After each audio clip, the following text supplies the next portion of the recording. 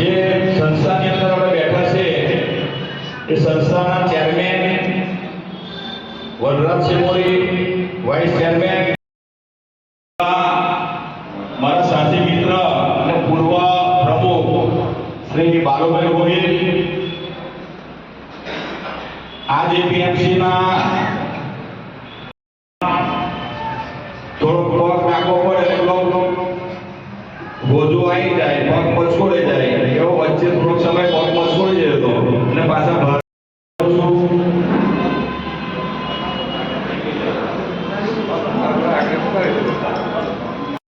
પાર્ટીને મજબૂત કરનાર સિગમના વર્ગની આદરણીય શ્રી મુકેન્દ્રસિંહ યાદવ ગામે ગામથી તમામ મોરચાના પ્રમુખ મહામંત્રી અને પૂર્વ ધારાસભ્ય આદરણીય શ્રી છત્રસિંહ મોદી સાહેબનું સ્વાગત કરવા માટે નવનિયુક્ત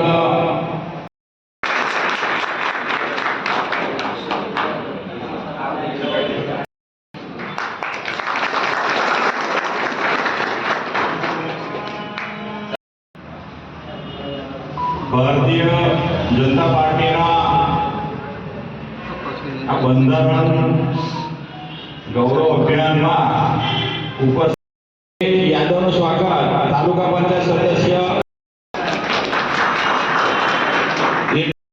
ભારતીય જનતા પાર્ટી ફળ આપે છે કામ કરો અને અમુક વર્ષોમાં પાછલા વર્ષોમાં આપણે જોયું કે આપણે કોંગ્રેસ સાથે લડવાનું ભૂલી ગયા.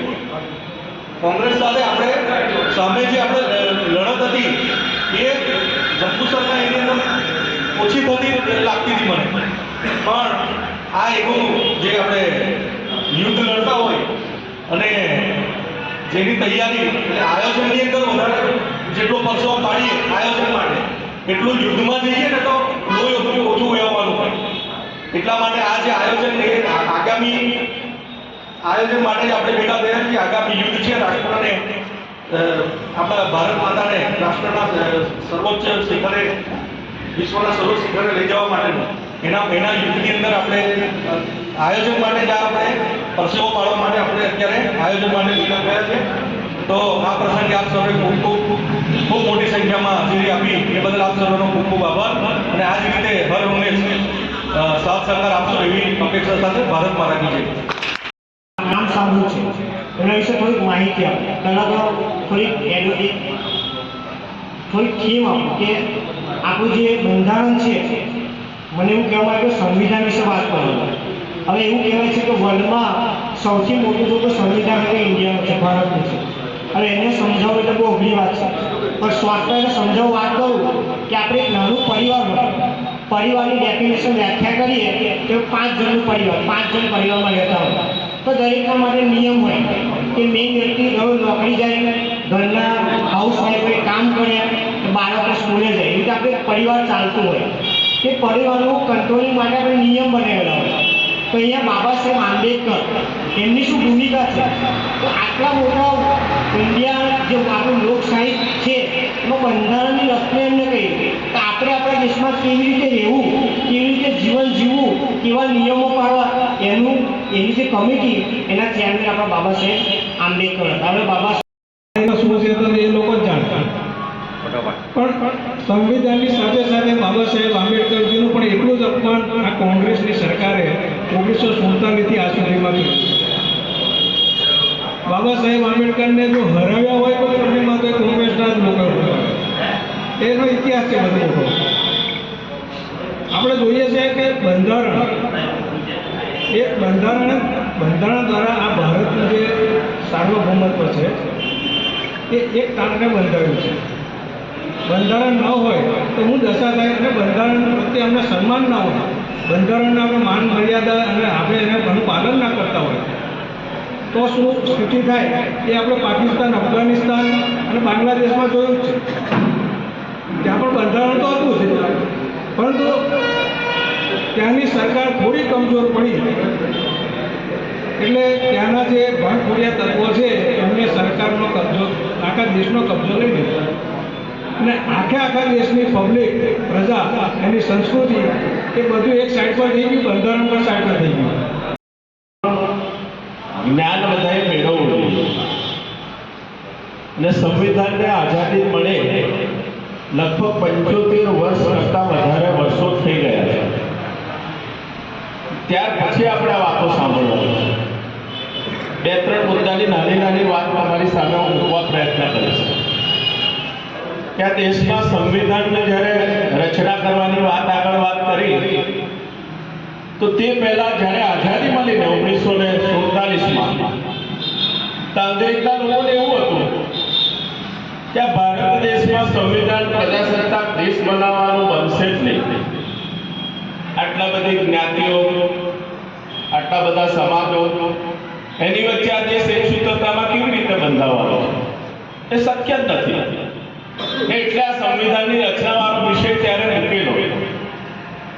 પણ આપણા બૌદ્ધિક તે સમયના ગાંધીજીના નેતૃત્વમાં બાકીની ટીમ જે હતી એ આઝાદી પછી તે વખતે બધાએ નક્કી કર્યું કે સંવિધાન એવું બનવું જોઈએ કે આખા વિશ્વમાં નંબર 1 બને. અને મિત્રો, આ સંવિધાનને રચનાની જે દિવસે શરૂઆત થઈ ત્યાર પછી 3 વર્ષ ને 17 દિવસ સુધી આના ઉપર ચર્ચા થઈ. 11,000 કરતાં વધારે પાના એમાં જુદા જુદા મુદ્દાઓ તૈયાર કરવામાં આવ્યા હતા. 11,000 પાના ઉપર એના મુદ્દાઓ તૈયાર થયા. 300 કરતાં વધારે લોકોની ટીમ આ સંવિધાન તૈયાર કરવા માટેની, રચના કરવા માટેની બનાવાઈ. જ્યારે આ સંવિધાનના ફાઇનલ ઓપ આપવાનો છે, એકદમ ફાઇનલ કરવાનો હતો ને આઝાદ તો આપણે 1947માં થયા, પણ સંવિધાનને જે અમલવારી કરવાની હતી એ આપણને 1950 બરાબર ને 1949માં આપણને આનો અમલ કરવાનો થયો છે. એટલે એવો કાયદો લાવ્યા કે જેટલા બી નેતા હતા ને બધાને જેલમાં, કારાવાસમાં પૂરી દીધા હતા. ને તે કાળો કાયદો તરીકે આજે પણ આપણે 25મી સપ્ટેમ્બર કેવું ઉજવતા આવ્યા છે. 1975માં ઇન્દિરા ગાંધી વડાપ્રધાન હતા ત્યારે બધાને જેલમાં. પત્રકારને પણ કોઈ પ્રેસમાં આપવાનો અધિકાર સરકારની માન્યતા વગર નહોતો. આટલી બધી એક આપખુદશાહીની સત્તા ઇન્દિરા ગાંધીએ ભોગવી લીધી. આટલી બધી મહાસત્તા આવ્યા પછી પણ જ્યારે આ કાયદો લાવ્યા ને તો ત્યાર પછી જ આ કોંગ્રેસની ધીરે ધીરે કરીને પડતી તમે આ દેશમાં આવી છે. બીજી વાત કરીએ તો કોંગ્રેસના જેટલા પણ આગેવાનો છે એવું કહે છે ને કે કાયદામાં રહેશો તો ફાયદામાં રહેશો, કાયદામાં રહેશો તો ફાયદામાં રહેશો. પણ કોંગ્રેસ કાયમ કાયદામાં જ નથી. એમના સરકારની અંદર સૌથી વધારે લોકો ભ્રષ્ટ, સૌથી વધારે કોઈ જેલમાં ગયા હોય એવું જો તારણ હોય તો આ કોંગ્રેસના સમયમાં થયું છે. તેમને પણ આ સંવિધાનનો ભંગ કર્યો છે. આ દેશને સૌથી વધારે નુકસાન આ કોંગ્રેસે કર્યું. એટલે નરેન્દ્રભાઈ આવ્યા પછી એમને નક્કી કર્યું કે દેશમાં 3 વાત આપણે નક્કી કરવી જોઈએ. કે કઈ વાત? તો કે આ દેશની અંદર એક રાષ્ટ્રધ્વજ જ હોવો જોઈએ. આપણે ત્યાં 2 રાષ્ટ્રધ્વજ હતા, કાશ્મીરનો જુદો હતો, આપણો જુદો હતો. તો એક રાષ્ટ્રધ્વજ બનાવ્યો છે. એક કાયદો હોવો જોઈએ. એના માટે CAA અત્યારે આપણે જે વાતો કરીએ છીએ કે કોમન સિવિલ કોડની જે વાત છે આપણે, એ આખા દેશમાં એક જ કાયદો બધા માટે સરખો હોય. કોંગ્રેસની બાપપટ્ટી કેવી છે કે અમુક માટે જુદી છે, બીજા માટે જુદી છે.